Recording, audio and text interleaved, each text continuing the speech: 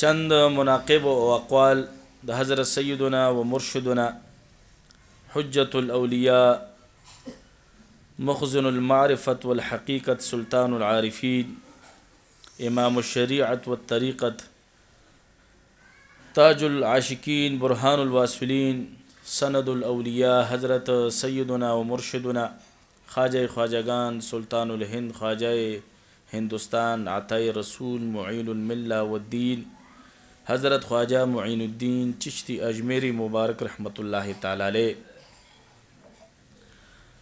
حضرت خواجہ معین الدین چشتی اجمیری رحمۃ اللہ تعالی علیہ د بر صغیر پاک و هند یو ډیر نامور ولی دی. دا مبارک حسنی حسینی سید دی. د والد محترم د حضرت سید غیاث الدین رحمت الله تعالی علیہ د طرفنا دا مبارک حسنی سید دی او د والد محترمه د طرفنا دا مبارک حسینی سید دی او د والد سے مبارک د طرفنا دا مبارک حسنی سید دی. حضرت خواجہ معین الدین چشتی اجمیری رحمت اللہ تعالی علیہ 537 یا 530 ہجری کی د پیر پروز باندې په 14 رجب باندې په ایران کی یا مبارک په عراق کې په سجستان علاقہ کې پیدا شوی. حضرت خواجہ معین الدین چشتی اجمیری رحمت اللہ تعالی علیہ د مور بی بی نوم حضرت سیدہ مہنور بی بی رحمت اللہ تعالی علیہ. دا مبارک چې کله د 15 کال عمر ته ورسېدو نو د والد محترم سایت الله تعالی واغستا. حضرت سید غیاث الدین سے مبارک رحمت اللہ علیہ وفات شو. د مبارک ته د خپل والد محترم د طرف نه یو د انګورانو باغ پاتې شو یو میچه نه پاتې شو او څه نقدیت ورته پاتې شو. حضرت خواجہ معین الدین چشتی اجمیری رحمت الله تعالی علیہ دغه وخت کې د 15 کالو په عمر کې چې والد محترم پرده شوی چانه چې الله تعالی لوی سړی جوړول غوړي په غمانه وخت سره امتحانات ازمایښونه راولي.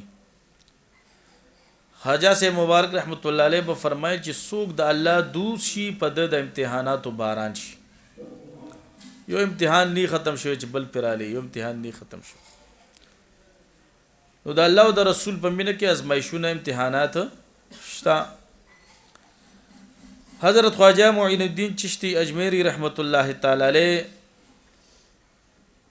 د دې باغ رقوالی به کوله دینه به چې څومره ګټه راتله د مبارک به د والدې محترمې په خدمت کې پیش کوله او صبح په فقراو په مساکینو په بزرګانو باندې تقسیموله.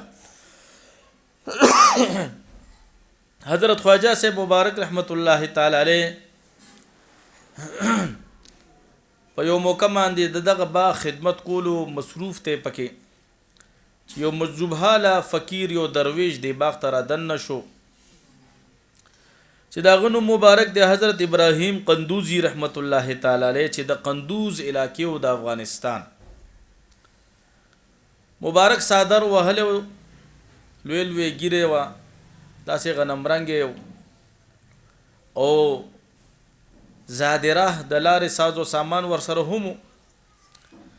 حضرت خواجہ معین الدین چشتی اجمیری رحمت الله تعالی علیہ کې د اولیاء ډیر زیات قدر او عزت پروتو د بزرګانو د مبارک ورته پسوري کې زی ورکو خو عزت ولا ورکړو او د انګورانو بهترین خوشایو کته او حضرت خواجہ سے مبارک رحمت الله علیہ د خدمت کې پیش کا. دا عزت او قدر چې د مبارکو کتو نو حضرت ابراهیم قندوزی مبارک رحمت الله تعالی علیہ چې د پکوهاټ کې روزه ده چاته معلوم نی نو لاړ شي ورلخه مخه لومبه فیض چې خواجہ سے مبارک رحمت الله علیہ ته چا ور کړی دی نو هغه حضرت ابراهیم قندوزی رحمت الله علیہ دی پکوهاټ کلی کې په شیخانو علاقہ کې نو دو مبارک ورلا ډیر زیات چې عزت ورکو. حضرت ابراهیم قندوزی رحمت الله تعالی علیه د خپل زادره نه سروټی یا خوک سیز را واغستلو او په خپل خوله کې اول وهلو، دغې نه بعد بیا خواجه سے مبارک رحمت الله علیه ته پیش کو ورکړو. ورته د اولیاء کرامو د بزرګانو په لعابو کې الله تعالی ډیر خیر او برکات کې خودلې وي. ځکه د صحابه کرامو به دغه معمولو چې کله به هغوی کره ماشوم پیدا شو نو هغوی به ډایرک رسول الله مبارک ته راوستو. محبوب علیه السلام مبارک ورته لعاب مبارک ورکړو، تحنیک به ورته وکړو، کجوره مبارکه به په خپل خوله مبارکه کې ورته نرمه کا. نو حضرت خواجه سے مبارک رحمت الله تعالی علیه چې کله دغه د برکت نه او د فیض نه ډکه دغه لقمه د خوراک د وجود مبارک ته داخل شو نو بس زړه کې یو انقلاب رالو. د الله او د رسول مینه غالبه شوه، زندگی بدله شوه. د مور بی نه اجازه تخلی چې زم د الله او د رسول د دین اسلام زده کړه کومه. مبارک سمرقند ته بخارا طرف ته تشریف روړو، الته حفظ کو د قرآن بهترین حافظ خواجه سے مبارک رحمت الله علیه او دغه شان د علوم ظاهریه وکړه. تقریبا چې خواجه سے مبارک رحمت الله علیه د علوم ظاهریه نه چې فارغ کېدون د مبارک 25 سال عمر یا 26 سال. بیا دا مبارک د مرشد حق په تلاش کې وروته. نو مبارک روحانی حصہ حضرت عثمان هروانی سے مبارک رحمت الله تعالی علیہ سره وا.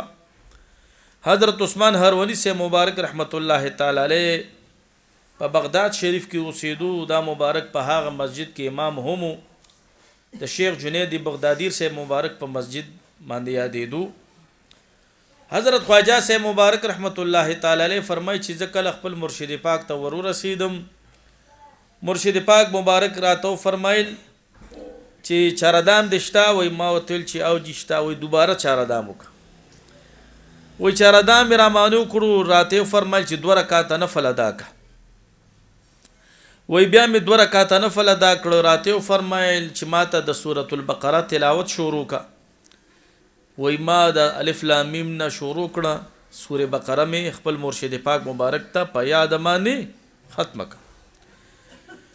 وی بیا راتو فرمایي چې 20 دفعه سبحان الله سبحان الله وایا. وی بیا زما د لاس خپل لاس مبارک کې خودلو او دعا راته وکړه او اسمان طرف ته وکړو. حضرت خواجه سے مبارک رحمت الله تعالی علیہ فرمایل چې بیا راته حکم وکړو چې 12000 سورۃ الاخلاص شریف وایا او یو ورځ یو شپه کې برابر کړ. خو دې دوران کې بچا سره خبرې نه کې. وای د سورې اخلاص شریف تلاوت می چې برابر کړو وای رالم سیب تکیناستم چې سیب ما 12000 سورې اخلاص شریف ویلې. وای راته فرمایل دما د الله سدا سي خپل لاس کې ونیولو او راته فرمایل چې بر وګره بر سدي. وای چې ما بر اسمان طرف ته سترګې اوچتې کړې نو وای ما ته ټول حجابات الله تعالی لري کړو. اتل زر عالم را ته راښکاره شول. وای راته فرمایل چې بچي اوس لخته وګوره. وای چې خته مې وکته نو تحت السرا پورې هر سراته الله تعالی راښکاره کړو. وای بیا راته فرمایل چې بچي لاړ شي 1000 سورۃ اخلاص شریف بیا تلاوت کا. و چې تلاوت مې د دې بیا وکړو وای بیا را خپل مرشد ته وای بیا را خپل مرشد حضرت عثمان هروانی مبارک رحمت الله علیه دا ګوت مبارک داسې کی. وای ما ته فرمایل چې بچي زما د دې ګوتو ترمنځ زتا ته سخ کاری. وای ما وته فرمایل چې سیب هر څه پکې موجود دي، هر سره تخکاری پدې کې. وای بیا خپل مرشد پاک مبارک سره د حرمین شریفین په سفر باندې لاړم. 10 کال یا 20 کال حضرت خواجه سے مبارک رحمت الله علیه فرمایي چې ما مسلسل د خپل مرشد خدمت کړې دي.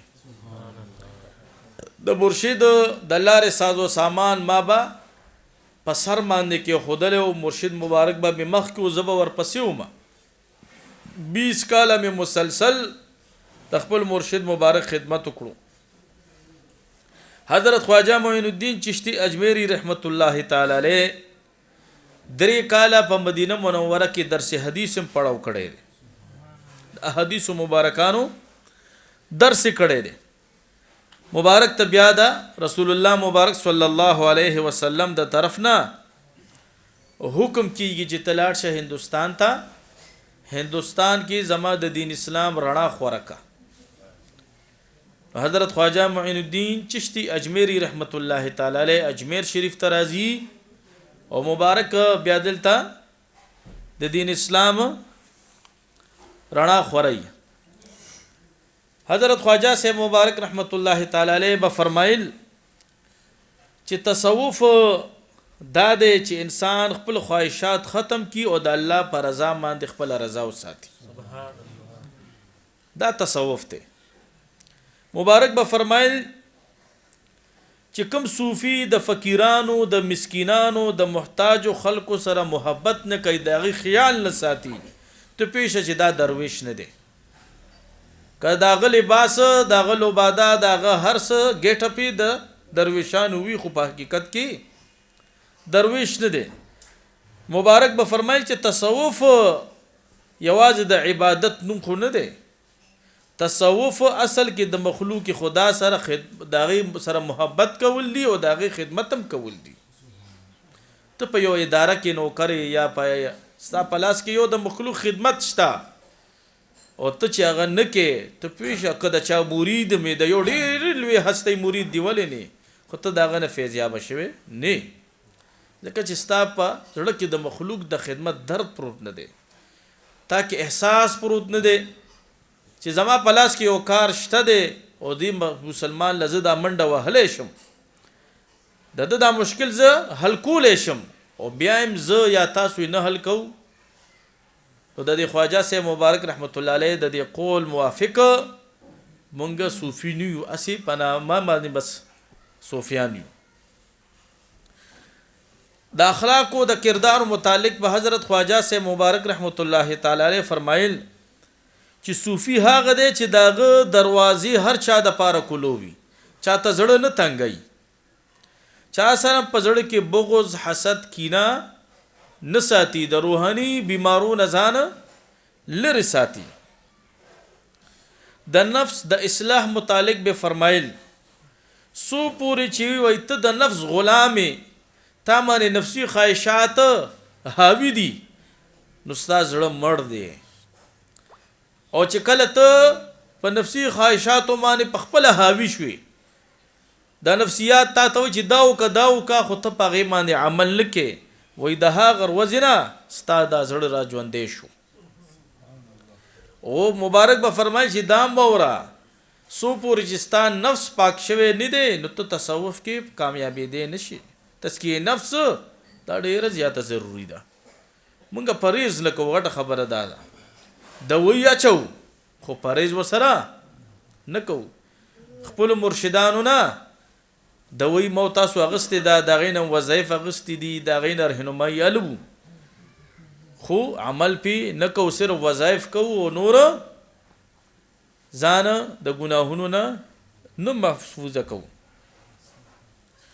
د محبت الهی متعلق به حضرت خواجہ سے مبارک رحمت الله علیه فرمایل چې د الله او د رسول په مینه کې په محبت کې ډیر زیات دردونه مشتا، مشقتونه پکشتا، صبر بکې، قناعت لاره به اختیارې. صوفی هغه دی چې د باندې سم مشکلات راشي د پاغي کې شکر وباسي او د صبر لاره اختیار کی. حضرت خواجہ معین الدین چشتی اجمیری رحمت الله تعالی علیہ به فرمایل چې بغیر د شریعت نه طریقت گمراهی ده، بغیر د شریعت نه طریقت گمراهی ده. مبارک په نيز باندې چې وکته شي قران او سنت دا ضروری تصوف د پاره. حضرت خواجہ سے مبارک رحمت الله تعالی علیہ به فرمایل چې صوفي هغه دی چې د چا زړه خپه نه کی، چاله تکلیف ورنه کی، اگر چې د په خپل تکلیف کی وي خو دې نه چاته تکلیف نه رسیږي.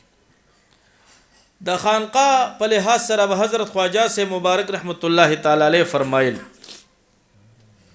چې خانقاهونه یوازې د پاره نه دي چې د دې خانقاهونو والد خلک عزتونه وکي، بلکې د خانقاهونو والد د پاره ناشتي چې د خلکو ته هدایت د خلک د هدایت په لار باندې راوړي.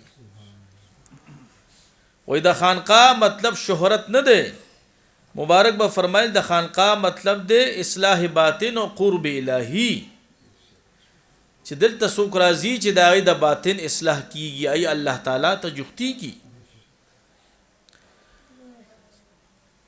مبارک به فرمایل چې د خانقاه کومه خانقاه کې چې د غمزده او د پاره سهاره نه وي او د مسافرو د پاره پکې د لنګر انتظام نه وي، وای دا خانقاه بیا خانقاه نه ده. د مسافرو خدمت پکې نه کیږي، د محتاجو خلکو پکې خیال نه ساتل کیږي، وای دا خانقاه نه ده. حضرت خواجہ سے مبارک رحمت الله تعالی علیہ به فرمایي چې خانقاهونو کې به تفریق نه وي، د خانقاه دروازه به هر چا د پاره کولوي، که امیر وي او که غریب وي، که محتاج وي او که مالدار وي، هر چاته به عزت ورکړي کی. مبارک به فرمایل چې خانقاه دا د نفس د پالون کوزه نه دی چې دې سره په خانقاه کې به خلق خپل ځان پالي، بلکې خانقاه کې نفسیات په ختميږي، خانقاه کې به نفسیات ختميږي.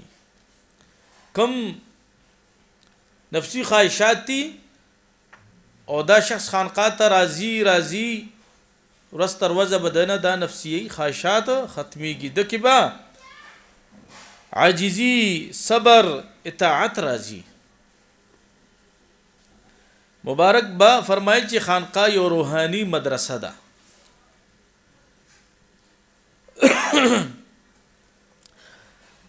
حضرت خواجہ معین الدین چشتی اجمیری رحمت الله علیه به فرمایل چې د ذکر نه بغیر خانقاه دا قبرستان دی، چې کوم خانقاه کې د الله ذکرونه نکېږي، عبادتونه نکېږي، وای دا قبرستان په مثل دی. حضرت خواجہ معین الدین چشتی اجمیری رحمت الله تعالی علیه به فرمایل چې په خانقاه کې به هر عمل د شریعت مطابق کیږي، دا اعلی خانقاه ده. د شیخ او د مرید متعلق به فرمایل د پیر او مرید چې یو پیر سیب لا پکار نه دی چې یو مرید ته د خپل کرامات او خپل فضایل او خپل برکات دی بیانوي چې زه دونه مرتبه سړی یم.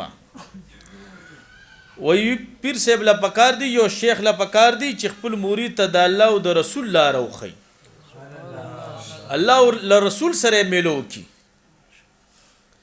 وی خانقاهونه د شخصیت پرستی زیونه نه دي، خواجہ سے مبارک رحمت الله علیه به فرمایل، بلکې دا د الله د بندګۍ د سنت رسول صلی الله علیه وسلم د ذکر زیونه دي.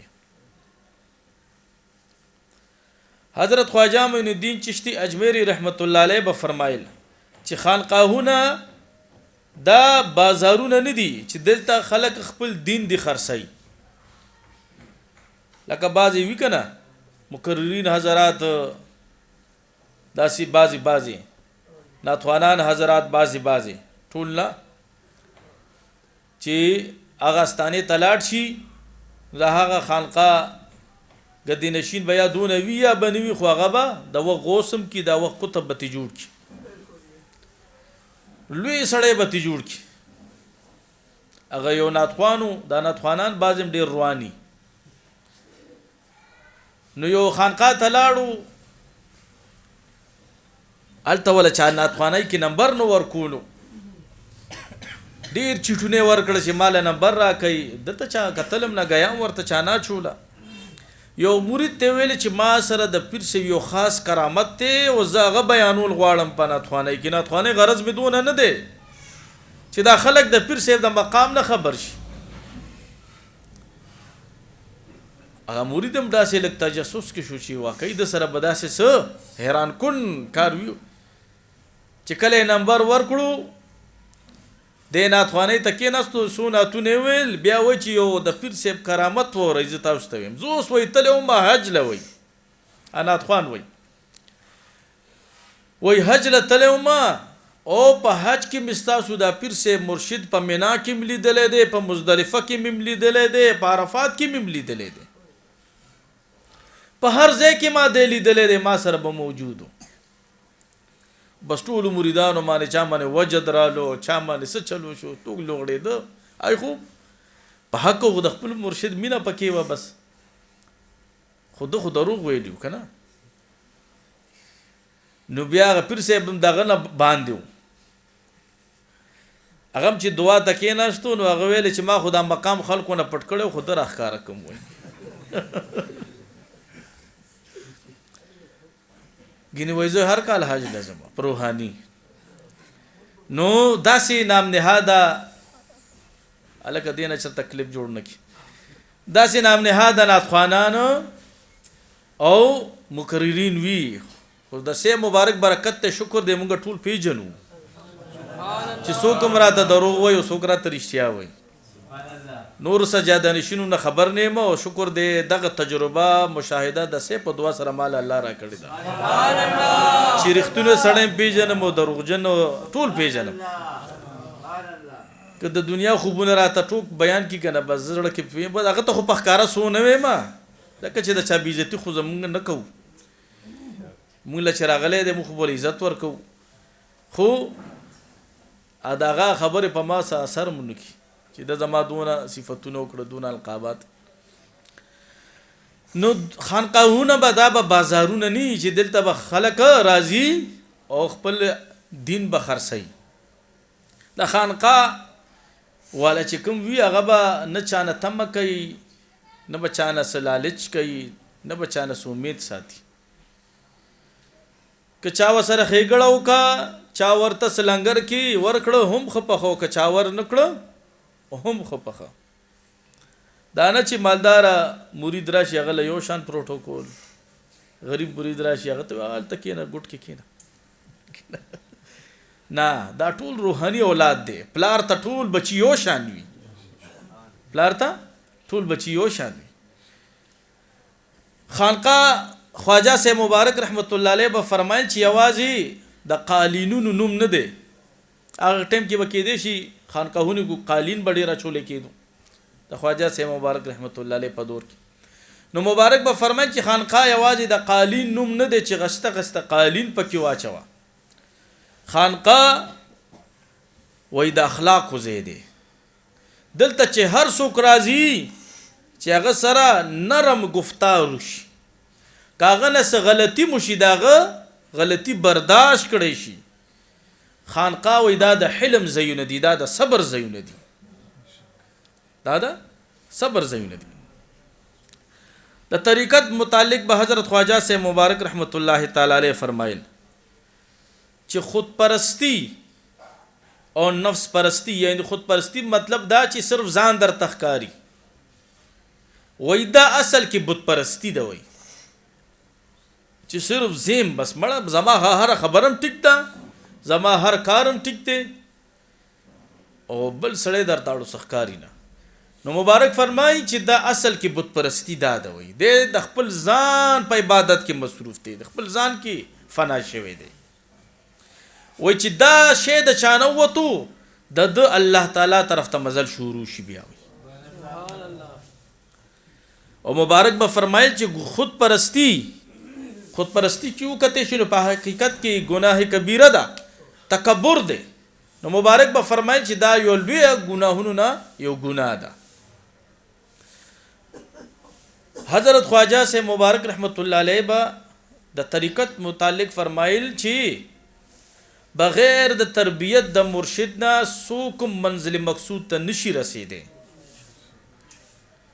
چې ته درزیتوب زده کې نو چرته یو درزي سره به کښېنې، چې ته ویلډینګ زده کې، لواري زده کې نو ته به یو لوار سره کښېنې. هر هنر چې تی زده کې نو چاته به ګوډې ماتې.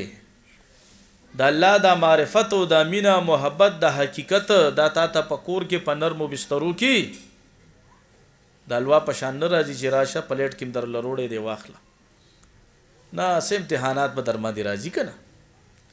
حضرت ابراهیم بن ادهم مبارک رحمت الله تعالی علیه فرمای چې زه یو ورځ د خپل کوټه کې ودیمه، وای بره د چت د پاسه سو ګرځي لګیا دی، وای ما ورته لاندې آواز وکړو چې څوک یې بره څه کې، وای ما ته وایي چې اوښ رانه روک شوی دی، اوښ بسې ګرځم. وای ما ورته لاندې نه ډېر وخاندل، وای ما ورته وایي چې ساده سړی اوښ په کوټه ختی شي چې ته اوښ بسې بره په کوټه ګرځې. نو وایي بره نه سړي ما نم زیات وخاندل. وایي هغه راته فرمایي چې زه خو تا نه زیات ساده نه یم، ته خپل کټ بستره کې پروت یې او ته وایې چې زه د الله او د هغه د رسول عاشق یم. عاشقي به داسې نو ته وایې زه د خپل رب معرفت حاصلوم. خواجه د حضرت ابراهیم بن ادهم مبارک رحمت الله علیه فرمایي چې دې خبرې په ما ډېر لوی اثر وکړو. اینه پس د خپل بادشاهۍ ته خیر آباد ویلې او لوی درویش ته نه دا وخت جوړ شو او یو ډېر لوی شخصیت ته جوړ شو. بیا به حضرت امام ابو حنیفه سے مبارک دته سیدنا ویلې، دا زموږ سردار دی، دا سې لوی هستی ته الله تعالی جوړه کا. مبارک با فرمایل چې په طریقت کې دوه شیزونه ډیر زیات خوشتر دي، ضروری دي، خوشبودار دي. یو د اولیاء صحبت، په طریقت کې د اولیاء صحبت د نیکانو پاکانو سره ناست دا ډیر زیات ضروری ده. او یو حرمت اولیاء د اولیاء کرامو عزت، کستا په سلسله کې دی او کنه دی، کستا پیر صاحب دی او کنه دی، د هر چا به عزت کې، د هر یو صاحب طریقت احترام دا ډیر زیات ضروری دی. نن سبا زموږ په تصوف کې دا ډیره لوی بیماری راوته ده چې هغه زما پیر صاحب نه دی، خپل کار به کوي روکې کوي. نه نه، تصوف تعالی د دې درس نه درکوي. صوفیاء کرام فرمایي چې تا د یو عام سړی بې ادبي وکړه، ګستاخي دې وکړه، کېدای شي چې په دې په وجه باندې هم په تا باندې د خپل مرشد فیض بند شي. او بیا چې یو ګدي نشین وي، صاحب طریقت وي، هغه پسې بد رد سپک ویل بیا نی پکار. یو کتاب میں مطالعه کول آی کې لیکلو چې یو شخص فرمایل، یو صوفیو چې ما یو مجبوحاله یو شخص هغه ته سپک کتلی، وای شل کاله که شل ورځې را باندې د خپل مرشد فیض بندو. نو حضرت خواجه سے مبارک رحمت الله علیه به فرمایل د طریقت متعلق چې د خدای دوست به ته اله جوړیږي چې تا کې درې صفتونه راشي. درې صفتونه هغه کم کم دي؟ سخاوت د دریا پشان، د دریا پشان سخاوت چې چاته نه منې نه کې. لکه تورنګزو باباجي سے مبارک به وایي میاش کې یو ځل اعلان کولو مریدانو ته چې راځئ زما د کور نه څه پکاري وړئ. و چا به پتیله په مخه کړی و، چا به څه په مخه بستره په مخه کړی و چې دې کې مې سیب آرام کړی دی، و چا به څه په مخه کړی. افتانی مپس په بیا کور ډکو. خو زه تاسو د دا اعلان نه کوم، ما ته پته را هغه خو به خلکو روړو، بیا ما ته تاسو روړئ نه ما ته. نو مبارک با فرمایل چې دا دریا پشان سخاوت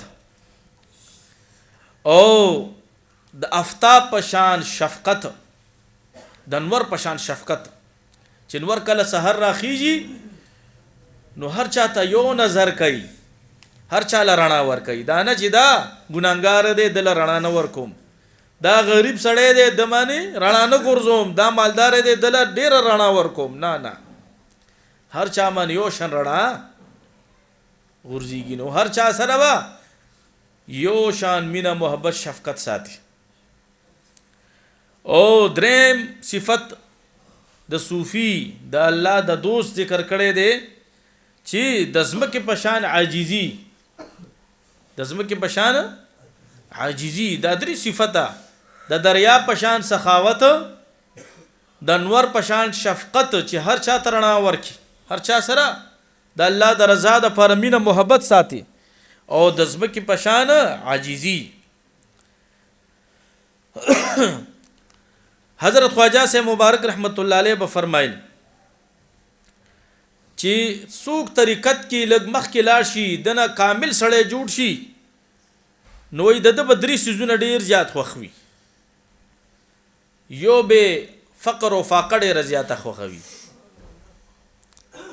فقر او فاقه به ډیر زیاته خوخوي، لوګه به ډیر زیاته خوخوي. نظام الدین محبوب الهی مبارک به فرمایل چې زمون کور کې بکله د خوراک سنو نو ما د خپل مور بي فرمایل نظاما نن موږ د الله ملمانیو، نن موږ د الله ملمانیو. نو فقر او فاقه وېدا بددي صوفیا ډیره زیاته خوخوي. موتاز خو الله دې معفو کی چرته یو رزم لګنه تیر کړي او الله دې کې کرام اندراله نو دونه ګلی بوکو، دونه ګلی بوکو چې صحت نشته.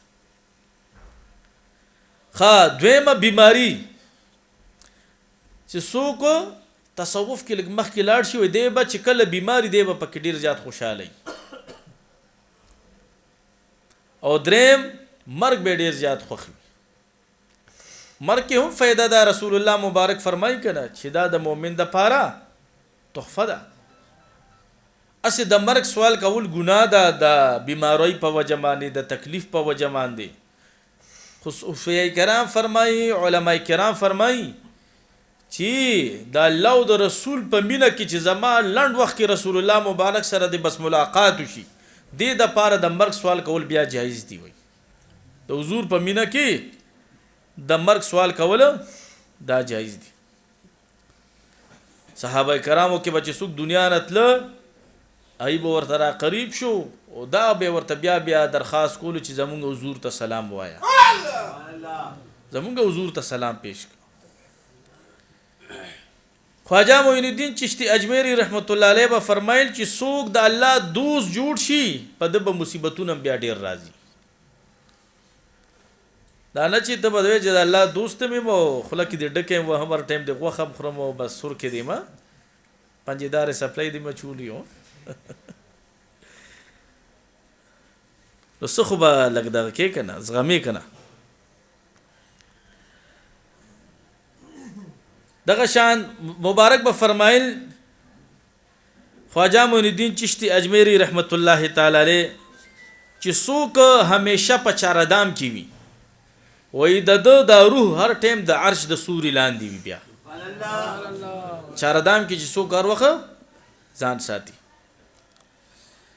حضرت خواجہ سے مبارک رحمت الله علیه با د شریعت متعلق فرمایل چې ټولو نه زیاده نزدېکت الله تعالی سره چې په کوم عمل باندې حاصلېږي هغه د مونځ. مونځ د عبادت او د معبود ترمنځ یو ډیر لوی راز دی او دا د مؤمن د پاره یو معراج دی. او مبارک به فرمایي چې موږ در رسونه په اطمینان سره کیږي او یکړه سونا په حضوري سره د مسکین او یکړه سونا چې ته په عاجزۍ سره رب ته درېږي سونا چې رب ته ډیر وخت ولاړې دونه به تا ته قرب الهي حاصلېږي. او دلته مونږ څه کوو مونږ خو والله چې ګرم اولو په خوله کې نیولې وي ته په ګرم تبخي ولاړو داسې زر زر مونږ کوو چې کله به بس بوجي را مانې د مانځه چې شیطان خبرېږي چې موږ مونږ کړی چې هغه هم دوکه نه کړي چېرته که نه. نو مونږ کوي نو ښه په خشوع او خضوع سره یې کوي. هر څه شاته لړه کوي، د دنیا ټول کارونه لړه کوي، ورو کې قسم نه پوره کېږي. بس رب ته ودرېږم خو په خشوع خضوع سره به سجده لګوم خو په خشوع خضوع سره به قیامم کوم خو په خشوع خضوع سره به قیدم کوم خو په اطمینان سره که شیطان لعین بدبخت مقتسم په مانځ کې را مخته کوي کوشش وکړو چې هغه اګنور کو لري کو د ځان نه. حضرت خواجه معین الدین چشتی اجمیری رحمت الله علیه به فرمایل چې قران مجید ته قتلم ثواب دی، قران مجید ویلم ثواب دی، قران مجید په حرف باندې سترګې لګیدل هم ثواب دی. او مبارک به فرمایل چې تو یو حرف باندې صرف ستانه زر پریوزی وستا الله تعالی لز ګناهونه معاف کی، لز درجه درته درکړي او د سترګو بیمارونه به الله تعالی محفوظ ساتي. معافی کی قران راخلیم نه نو زمونږ په سلسله چشتیه مبارکه کې په باندې یو پارا دا لازم ده چې تلاوت به هر شخص کوي. په باندې یو پارا لبګ صاحب مبارک رحمت الله علیه به روزانه تلاوت کې ځل به صرف ساتولو.